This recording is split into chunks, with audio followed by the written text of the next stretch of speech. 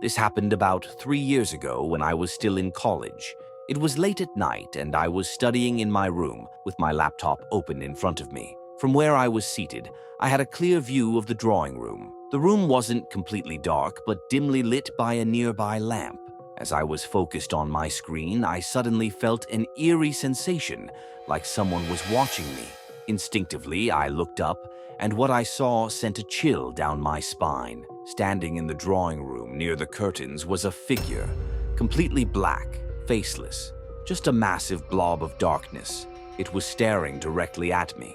For a moment, I was frozen, unable to move, as we simply locked eyes. Or rather, I locked eyes with whatever this thing was. It didn't move, and neither could I. The room was filled with an almost tangible silence. And then, just as suddenly as it had appeared, the figure vanished. I sat there in shock, still unable to move, trying to process what I had just seen. My mind raced, but I knew one thing for certain. I had seen something real, and it knew I had seen it too. After what felt like an eternity, I gathered the courage to stand up and check the house. My heart pounded as I grabbed my phone, turned on the flashlight, and cautiously made my way to the drawing room. But there was nothing, absolutely nothing. I checked every corner, every shadow, but found no trace of the figure.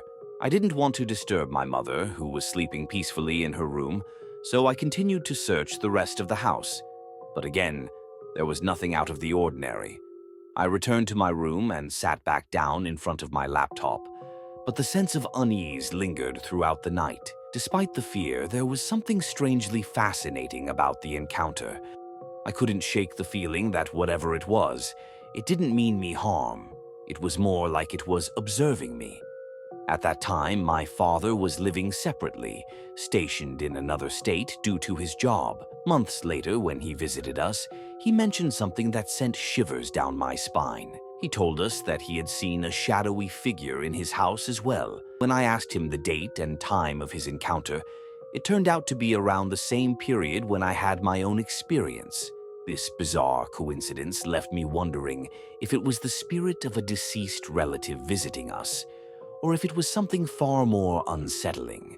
Since then, I've had a few more minor incidents in that house, but over time I became somewhat desensitized to the fear.